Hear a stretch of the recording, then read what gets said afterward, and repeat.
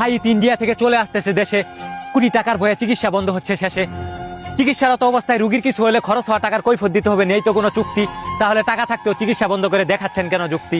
টাকা লাগলে আমরা আবারও হাত পাততে রাজি, আইসিইউতে রুগীর হাতে ফোন কেন আপনারাই বড় পাজি। মানবিক কাজে চিকিৎসা না করে টাকা হাতে দিলে যত অজুহাত আসে, শুরুতে মনোবল এত দুর্বল থাকলে কখনোই দেশের মানুষ থাকতো না পাশে।